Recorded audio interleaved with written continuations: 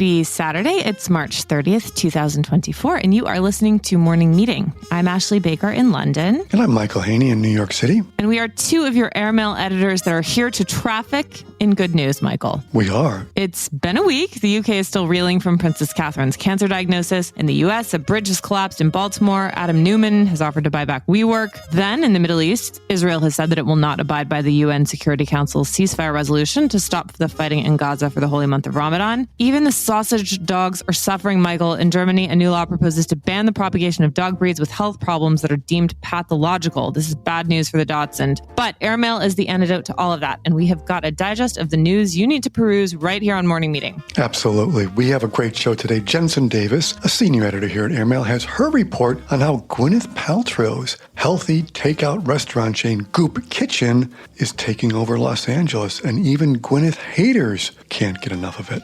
Then John Arledge will join us from the UK to take us inside what might be called a tale of two royal households. How is it that Kate and William, the monarchy's younger and one would think more media-savvy generation, botched their communications about Kate's tragic illness, while King Charles, of all people, put on a masterclass in damage limitation? John has the answers. And finally, here in New York, there's a big new vibrant musical that's just come to Broadway. It's called Hell's Kitchen, and it is based on the life of the singer Alicia Keys. And one of the producers of that show, Mandy Hackett, will tell us all about it. Ashley, where would you like to begin today? Well, let's start with the news out of the UK, Michael. I was with some English friends when Kate's announcement broke on social media Friday night, and there were some tears in our group. I mean, it was so heartfelt, the way that she presented this to the world, and so tragic. The monarchy has just been diminished, and it's really difficult to believe that we find ourselves in this place where two members of the royal family have pretty serious forms of cancer, it seems. So one thing we can all agree on is the communications around Princess Catherine's health crisis have been somewhat mixed. Yes, and we have John Arledge here to explain the personalities behind those decisions. John Arledge covers business at the Times of London, and he is also a fellow of the Orwell Prize for Journalism.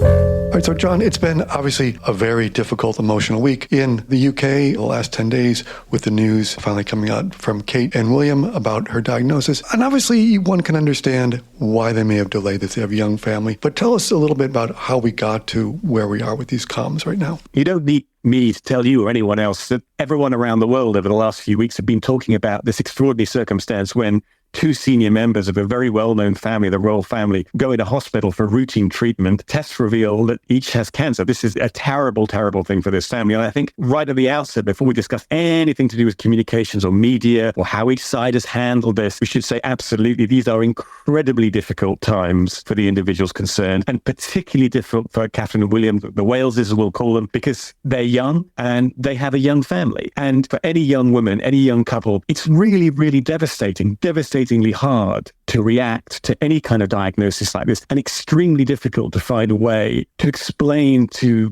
very young children what's happening without unduly alarming them and reassuring them that everything's going to be okay. And that takes a lot of time.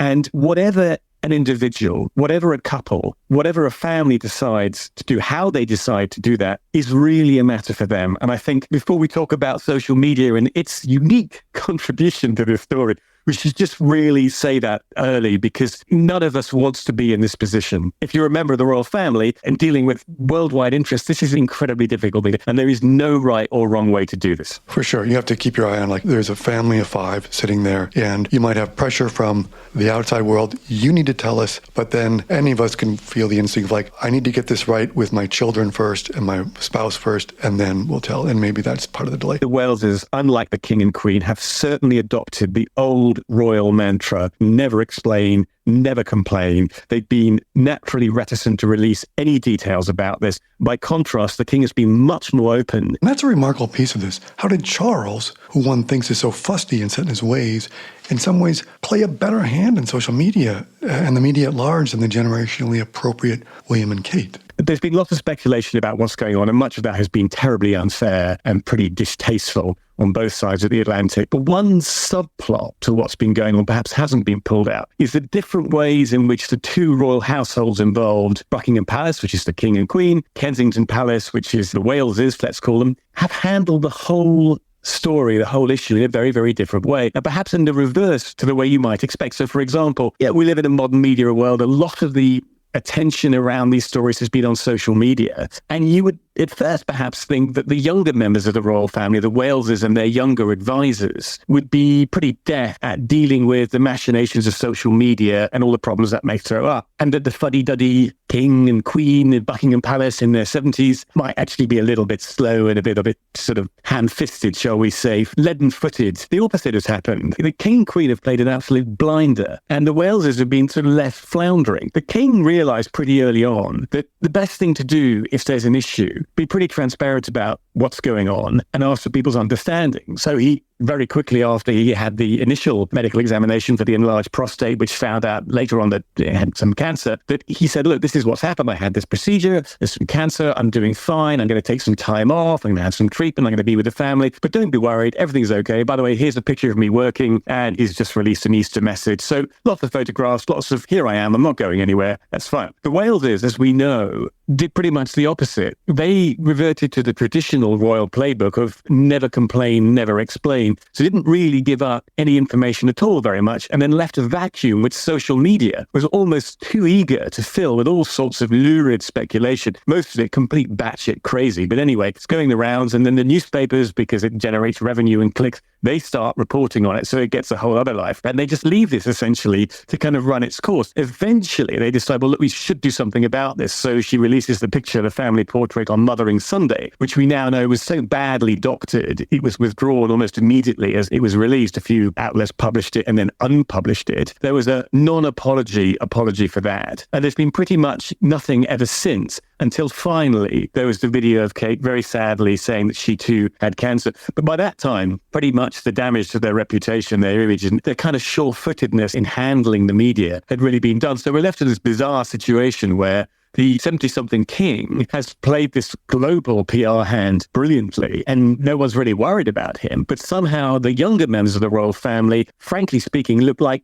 amateurs. So, John, the palaces, the royal households don't do anything just getting on their own Instagram accounts, and they've got media advisors. There's two individuals advising, one advising King Charles and one advising Kate and William. Tell us who they are and how their approach shapes their responses here. For the king, his advisor, his director of communications is a chap called Tobin Andre, who's pretty interesting. He was a former co-deputy editor of the Daily Mail. And for those who follow these things, people will know that Prince Harry is endlessly suing Associated Newspapers, the publisher of the Daily Mail, for invasion of privacy and all sorts of other things. So his appointment as an ex-mailman to handle the king's communications raised a few eyebrows. But he seems to have done a really very good job with the king. The Waleses, they are represented through an office in Kensington Palace, led by a man called Lee Thompson, who cut his teeth at Freud's and worked in the US for NBC Universal. He's somewhat younger. They've crafted their messages in different ways. So each have their own team, each has their own advisor. There might be a difference, some say, approach governed by team, if you like. Team King and Queen, Team Wales have their own advisors, and they approach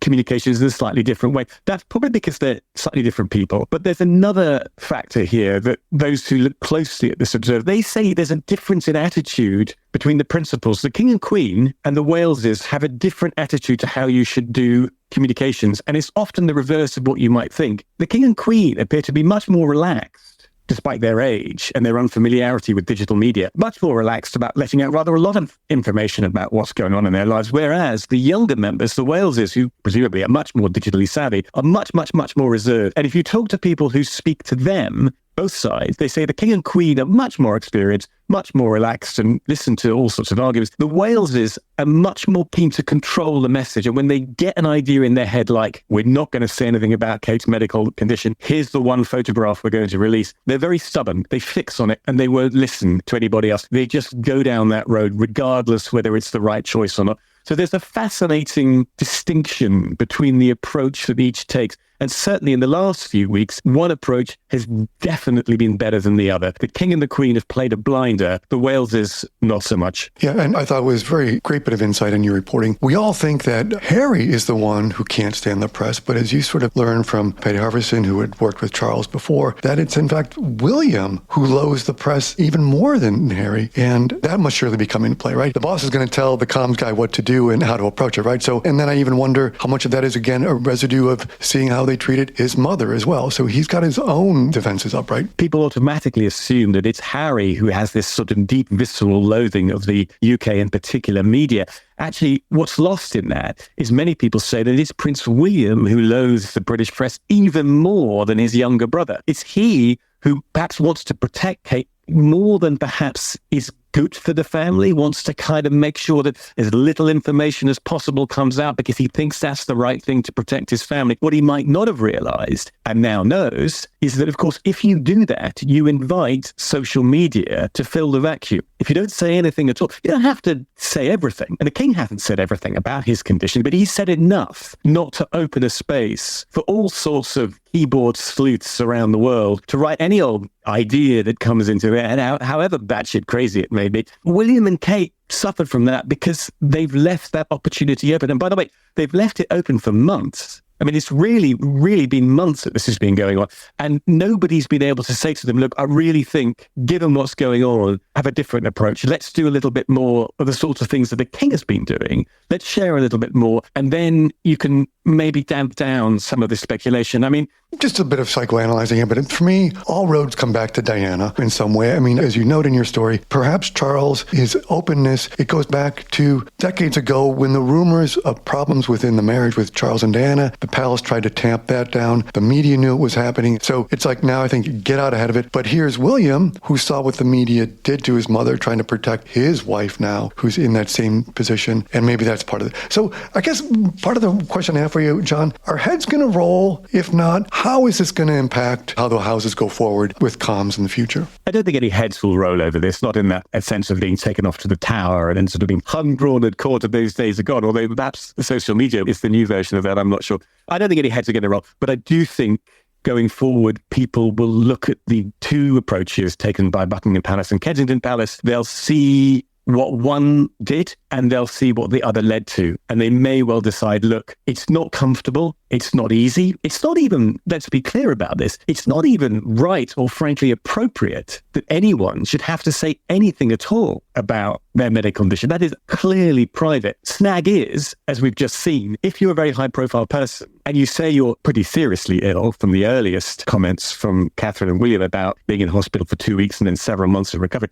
if you say you're pretty seriously ill and then silence, don't be surprised if people fill that silence. The days when the royal family could stick to the old dusty formula of never complain, never explain, that's over. They are going to have to share more. It seems to come more natural to the king and queen than the Waleses. May take change approach in future, given what's happened over the last few months. Yeah, one has to be understanding where William and Kate say they have a young family, they're public figures, but they have children who are private figures as well in some ways, and wanting to sort of shield them from the news and find out when the moment to tell them is. That's understandable, but then they've got to find that route dealing with a global media presence. So we should be absolutely clear at the outset to say medical matters are by definition private. No one should be bullied into saying anything they do or do not want to say about their own private medical conditions. The Waleses have a very young family. It's extremely difficult for any family to react, adjust, come to terms with the diagnosis of cancer, particularly when the person concerned is so young. It's very difficult to find a way to explain that to the children in a way that doesn't alarm them any more than perhaps they should be alarmed or would naturally be alarmed by that. These are very, very, very difficult things. And I think it's important to say right at the outset, there is no cut and dried right or wrong way to handle this, or indeed handle the communications and the PR around this. But we are seeing a situation in Britain where it looks like erring on the side of sharing a little more information that perhaps you might like, as the king did, is better than withholding it, as the Waleses have done. But we should be clear, whatever social media says, the final decision has to be that of Catherine and William. Well, John, you brought a great amount of informed perspective this week and peeling back the layers of what happens and how we get to these decisions and how they play out. So thank you very much for your story in this week's issue of Airmail, and it's great talking to you again, as always. What a pleasure. Thanks so much. On a whole different side of the world, in Los Angeles, actually, there is a sort of like development of a strange sort that always gets a certain level of media attention, and it's got anything to do with Gwyneth Paltrow. Michael, of course, Gwyneth Paltrow figured out that you could charge an exorbitant sum for a salad and people in Los Angeles would be willing to pay for it. All right, Michael, let's get Jensen Davis, our colleague, on here to talk all about Goop Kitchen. Hi, Jensen. Hello, thank you for having me. So, Jensen, are the vagina candles not enough? Like, where is Goop going to end? Why is she getting into food preparation and service? I have to say, whatever you think, all of the bad things you're thinking Goop Kitchen will be, it somehow is not. So, what exactly is Goop Kitchen? Is it a restaurant? Is it a meal delivery service? Something in between? So originally, Goop wanted to open a sit-down restaurant in Los Angeles where Gwyneth lives. I've not met Gwyneth. I'm just referring to her on a first-name basis because I feel like I know her at this point from all of the things she's done with Goop. But they wanted to open a sit-down restaurant, but they had the plan right before the pandemic hit. So then the pandemic hit and restaurants were closed and everyone was ordering takeout, and they decided to just do a ghost kitchen concept. So there are now 5 ghost kitchens around LA. So it's just a place where the chefs make food to be delivered. You cannot sit there. So it's just a takeout restaurant. Okay, so are they only doing lunch, breakfast, lunch, and dinner? We need all the specifics on this. There is no breakfast. They should do breakfast. Well, if they're listening to this, I hope they take the suggestion. But they do lunch and they do dinner, and it is delicious. Long before I was assigned to write this story, I've been eating Goop Kitchen, I think, since it opened in 2021. I've gotten it for lunch. I've gotten it for dinner. I've ordered their gluten-free brownies for dessert and snack. Okay, Jensen, is it the new Sweet Green? It is so much better than Sweet Green. It blows Sweet Green out the water. It is more similar in price to Sweet Green than it is to an Erewhon or another popular salad place. I mean, Goop Kitchen does more than salad, but La Scala. So yeah, it's similar in price point, but there are far more options. The food feels like it's fresher and better quality than Sweet Green. The portions are bigger than Sweet Green. Sweet Green, you get 5 pounds of kale and a little spoonful of chicken. It's not like that at all at Goop Kitchen. And they did not pay me to write this story, even though it sounds like it. Jensen, I presume they don't have Kool-Aid there. They probably have hibiscus-scented, flavored, infused water. But whatever it is, it sounds like you drank it. You're all in. I did. I mean, I'm from Los Angeles, so I don't know. I think I was primed and born to really accept Goop. You were suckled on fancy salads and avocado toast. Is that what you're saying? Yes. Yes, I was. I cooked from the Goop cookbooks starting in middle school. They're actually quite good. I think the Goop recipes and the Goop food are underrated. I want to talk to you about who is buying these $30 salmons and $16 slices of chicken. Who is the core consumer of Goop Kitchen? Is it industry types? I don't understand how people are spending all this money on takeout food, but clearly she's latched onto a good concept. Well, I think that compared to a lot of the healthy takeout options in LA, it is more affordable than you might assume. I mean, it's still expensive. It's still a $20 salad, but I think the people in LA are used to spending $50 at Erewhon for lunch. So people are kind of numb to it, for better or worse, and it's for worse, I think. But I've heard a lot of people I know in LA, the offices order it. So it's apparently a lot of writers' rooms at studios with big budgets to order takeout, they're ordering it. Yeah, a lot of just young people that I talk to order it on special occasions, or if they've had a long day or successful day at the office and don't feel like cooking, they'll order it. Does this suggest to you some failure on the part of Goop that she's branching into Goop Kitchen, or a success? Because it seems like we're not hearing too much about the merchandise that she's selling on Goop these days. Her fashion line kind of tanked. All the other products that she's selling, again, not as much buzz as there used to be. So is this Gwyneth's 7.0 or whatever it is? I think the fact that there's been no rage about it and it's just been kind of silently growing for the past 3 years seems like a success. I hear about it more and more from people being oh, have you tried Goop Kitchen? It's actually very good. It seems like people are sort of shocked that they actually like this and are sheepishly being wow, did something very good here. I think it's a success. Do you know if she has any plans to expand to New York? I asked about that, and it seems like they are definitely looking. There's no concrete plans. There's no ghost kitchen that's been set up here, but they're definitely looking to expand. Now, I hate the fact that I know this, but she also has a pizza and pasta operation called Superfina and Goop Rotisserie. Have you tried any of the products from those 2 offerings? I have tried Goop Superfina, and it is delicious. I hate to tell you. Jensen, for those of us who haven't been there, so is it takeout only? Can I just go there on my laptop and hang out? Or is it just You can go there with your laptop. and sit outside like a ghost kitchen. It's very unglamorous. I only want glamour. I can't do that then. Well, if you're looking for glamorous, you should order the Goop Kitchen takeout to Gwyneth's house, sit on her lawn and enjoy it there. But you cannot go to Goop Kitchen itself and eat it. So, as you note in your story, it seems like the Yelp reviews, if those are to be believed, there's much praise, a lot of 4 or 5 stars. You also hired a very important head of culinary, which might be one reason why the food seems to be so good, right? Who is this woman? Yes, Kim Floresca. I hope I'm not butchering her name.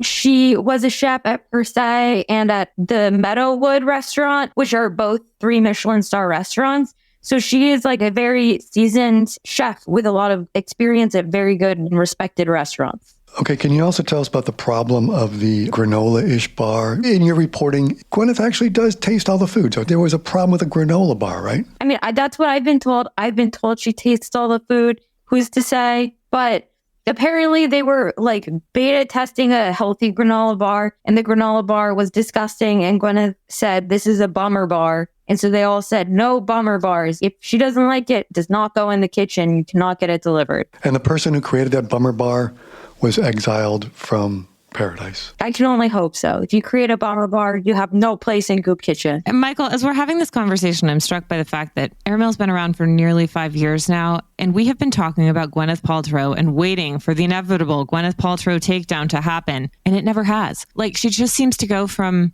dare we say, strength to strength? What do we make of all of this? Is Gwyneth Paltrow the one uncancelable person? What are we missing here? I mean, I'm a Gwyneth apologist. I love Gwyneth, if you've not been able to tell from this conversation.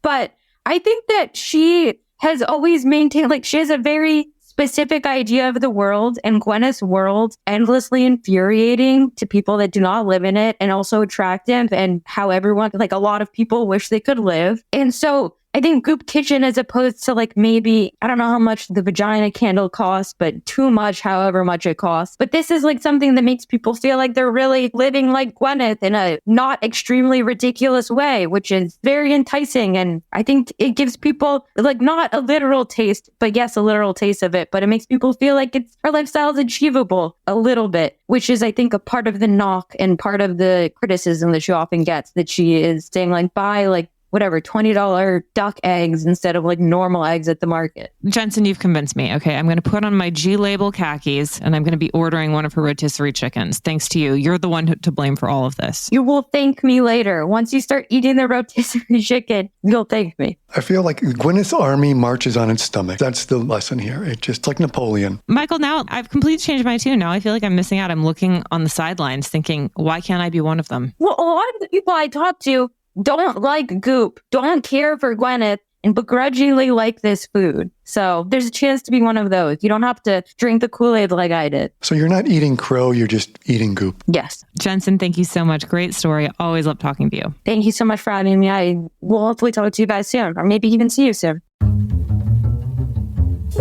This is a hard pass for me, Michael. In LA, there's only one salad that matters, and it's the Cobb salad at the Beverly Hills Hotel. We're done. Wow. Okay. Check, please. Watch out. Okay, moving on. Less heady matters, maybe more heady. Let's go back to Broadway. We've got a great conversation coming up with Mandy Hackett, who is a producer with a long career at the Public Theater, and now she's breaking out on her own with a great Broadway production called Hell's Kitchen. Welcome, Mandy. Hello. Thank you for having me. Mandy, we're so excited to talk to you about your next act because you've had this incredible career at the Public Theater. Now you are hanging out your own shingle with this incredibly exciting new musical, Hell's Kitchen. So instead of starting at the Public Theater, we'll go back there. But let's talk first about Hell's Kitchen, which is this incredible new... Is it Broadway? Is it off Broadway? We know it's opening soon. Give us all the information. Yep. So Hell's Kitchen is an incredible new musical that features all music from the brilliant and incredible Alicia Keys. It started off Broadway, to your question, at the Public Theater, where we had been developing it since 2016 and premiered it this past fall. And now we are in the process of transferring to Broadway, to the beautiful Shubert Theater. We're so excited to be at the Shubert. And we start previews on Broadway on March 28th, and opening is April 20th. Okay, we love Alicia Keys' music, but no one knows it better than you and Alicia, of course. So tell us about what we can expect to see in Hell's Kitchen and how much of her is a part of this. So Hell's Kitchen is loosely inspired by Alicia Keys' life. She grew up in Manhattan Plaza and grew up in Hell's Kitchen, hence the title Hell's Kitchen of the show. And it's not a biopic. It doesn't start at the beginning of her life and take you all the way through where she is today. It focuses the story on a 17-year-old girl who is also growing up in Manhattan Plaza. And it focuses on the end of her school year into her summer vacation. So it's a classic coming of age story. It's all about her falling in love, falling out of love, dealing with her overprotective mother, dealing with her father, and discovering music. And then in terms of the music, Alicia's music, which is in the show, it's a lot of her greatest hits. So you're going to hear Girl on Fire, you're going to hear Empire, you're going to hear Fallen, you're going to hear No One, just so many of her greatest hits that have been reorchestrated in such a beautiful way for the theater. But then there are also some songs that she wrote specifically for the show. In fact, we just released a new song called Kaleidoscope that is featured in the show that has never been released before. Now, Mandy, you've had an incredible career. I mean, you joined the public in 2005. You have been a part of so many amazing productions over the years. But what makes this such a special project for you? Why was this kind of the jumping off point for the next act for you? Yeah, I have been a huge fan of Alicia Keys forever. I've always loved her music. And when I met her in 2016, well, first of all, when I heard that there was even the idea of a musical that Alicia was working on, I knew immediately that I wanted this project to come to the public. And then eventually Michael Greif, the director, and Chris Diaz, the playwright, said, okay, we have a draft and we're ready to come in and talk to you and Oscar about it at the public. And I will never forget the first time I met Alicia. She's so smart. She's so thoughtful and intentional. You never know what it's going to be like when you meet famous people that you love. And from that first minute, we sat and talked about the show in 2016 through all the development that we've done. Since then, I have just continued to be so inspired by who she is as a person and as an artist. I also love this story so much, and watching audiences connect to it at the public. At the heart, Hell's Kitchen is a story about a mother and a daughter. I have 2 teenage daughters myself, and I was a teenage daughter. So it's interesting to look back on what my relationship was with my mom and see what my relationship is now with my 2 teenage daughters, and seeing that relationship and how you can kind of push each other's buttons and how you ultimately grow and transform and mature together. And there's just not a dry eye in the house when you hit the end of the show and you really feel how much this lead character of Allie has grown and matured, and how much that mother-daughter relationship itself has grown and matured. And so that really struck me in a really personal way. Mandy, one thing that you used the word just a minute ago, inspiring, about Alicia, and what sticks with me of this show is Manhattan Plaza. Just for people who don't know what that is it's that high-rise in Hell's Kitchen, which is right near the theater in Broadway, sort of artist-supported housing or artist-qualified housing where she truly did grow up, which is its own special little universe. So what I love about the show is like it's got some of the DNA almost of Rent in it, some of the DNA of Hamilton in it, and so often you go to see a show and it's entertaining, but it's not inspiring. And this does both. And I think that's what really sort of like puts it in its own special category with shows like I just mentioned. So it's terrific. I think that's really interesting, the Rent and Hamilton comparison. I actually worked on both shows. Michael Greif directed Rent, and he's also directing Hell's Kitchen. And he and I worked together when I was in my 20s on Rent. And it's funny, I've been thinking about both shows in relation to Hell's Kitchen. Rent has that explosive energy. The ensemble in Hell's Kitchen is so extraordinary. Camille Brown is our choreographer, and the choreography, the dance ensemble, is just so explosive. I mean, the minute the show starts and the dance ensemble starts performing in our opening, you just have that feeling of like, I have never seen this before in the theater. And that really reminds me of Rent. And the other day I was just talking about Hamilton too, even though the shows are so different in a lot of ways. I think what people were really surprised about in Hamilton was how much heart there was. I think people went into Hamilton thinking like, oh, it's going to be a hip hop musical and it's history. But the whole second act of Hamilton, just such a personal, beautiful story about Hamilton and his relationships and losing his son and his relationship with his wife and how he grew older and what he looked back on.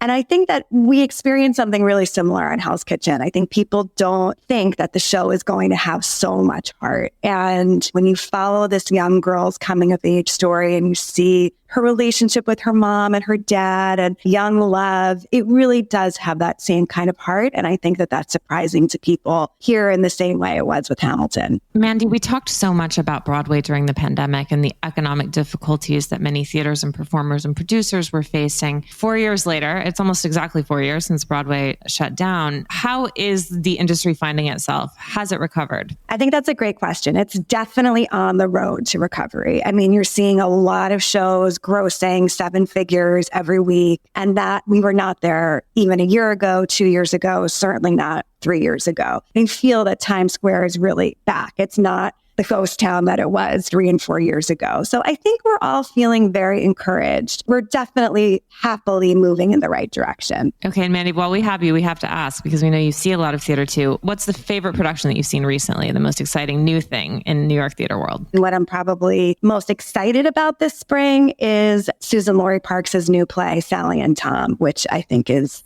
a masterpiece. I think it's just a gorgeous piece of writing. Well, Mandy, we cannot wait to see this incredible new project, Hell's Kitchen. It's open now. We have a few weeks of previews and then we officially open on April 20th. We would say good luck, but we know in Broadway parlance that is not to be said. So break a leg. We wish you all the best. Thank you. There's only one place to discover a global snapshot of the current cultural scene. Airmail's Arts Intel Report. Our international research tool for what to do and where and when to do it is user-friendly, continuously updated, and meticulously curated. Arts Intel is handy at home, on the road, and when you're planning your next trip. It also includes indispensable lists of restaurants and hotels in key cities around the world, recommended by our well-traveled experts. Explore Arts Intel at airmail.news/arts-intel, and be sure to sign up for our Week in Culture newsletter, which is published every Wednesday afternoon at airmail.news/WIC. I'm Chris Garrett, Airmail Deputy Editor, and I never leave home without it. Bon voyage. All right, Michael, for those of us who can't make it to the Broadway theaters this weekend, surely you've got something you can recommend to keep us busy at home. Well, I want to recommend, and I have a feeling you, as they say, co-sign with me on this. Have we watched the new season of Curb? Yes, I have words for it. I can't get over how great this is. Michael, I can't tell you how much I love this show, especially this season. I feel like Larry David is really at the height of his powers, and I'm not only saying that because he's been wearing his airmail hat in some of the episodes. It's gotten so rich and so layered. I can't believe it's really going to be the last season. Larry's fantastic. Of course, Susie Essman's great. It's been poignant to see Richard Lewis in this, and even also J.B. Smoove, great as always. I don't even know where to begin because I can't imagine a world where this is not going to come back. Well, the ensemble cast in Curb has always been so strong, but I think it's really at its best this season. I mean, not only the actors you mentioned, but also Tracy Ullman as Irma is incredible. I mean, she just nails that character and is so funny. Every time she comes on screen, I can't stop laughing. Vince Vaughn is really great. It's been fun to see him on TV again. It's like he's on top of things, like things that are sort of bubbling up in the cultural conversation. Like the way that he addresses them is always so timely and so hysterical. It's like the show's always funny, but this season, I can't stop laughing. I'm going back and rewatching some of these first 5 episodes because it just completely slays me. The bricks thing, the idea of having someone defame you in a brick in the wall of a synagogue, I mean, it's too good. Yeah, that's a perfect example of just the layers of smart writing, right? It's just, it's like, how can you defame someone and then do it in a brick inside the wall of a synagogue and just keep the insult sort of deepening, right? It's all very meta, and I don't mean that in the Mark Zuckerberg way. No. When I paused the other day and thought, like, this show started in 2000, that's almost 25 years ago, which is just phenomenal, you know, to think how it has become, in so many ways, just the sort of diary of the 21st century so far, right? And how we behave and what we think about. I mean, in the premise of the show, Larry David was originally famous because he was the guy behind Seinfeld. But I think it's pretty clear now that his legacy is that he's the guy behind Curb Your Enthusiasm. I mean, it's really, to me at least, dwarfed Seinfeld in terms of its power and relevancy. Yeah, he's become a voice of these past 20 years, how we think, and it now becomes its own way of quoting how you feel about something when you refer to a Curb episode or a Curb hot take. It's all there. Well, also the visual comedy is just heavenly. I mean, Susie Essman's outfits, every time we see her in a scene and she's wearing something new, I just gasp. I mean, it's always been nutty, but it's been too good this season. Well, the wardrobe, the nuttiness and the loudness of the wardrobe mismatch, it just matches what's going to come out of her mouth. So it's perfect wardrobe matching who the character is with how they're going to sort of come at you verbally. I'm going to miss it so much. I just want to beg the guy, don't give it up. Like, just give us a little bit more. Obviously, he's going to go out with a huge bang, but it's a little bit depressing. We need something to fill this void, Michael, and I'm not optimistic. Yeah, well, fingers crossed, and maybe we can work a little magic with Larry and maybe sign a petition. I don't know. Something's got to happen. Love you, LD. What about a Larry's Lattes in New York? Just thinking. A Larry's Latte? Good idea. It would help to take off a little bit of the sting. All right, well, on that note, we wish you all a wonderful weekend full of much Larry David. Now's probably the time to start watching the entire series from the beginning. Michael, will you please read us out? Absolutely, and enjoy your weekend.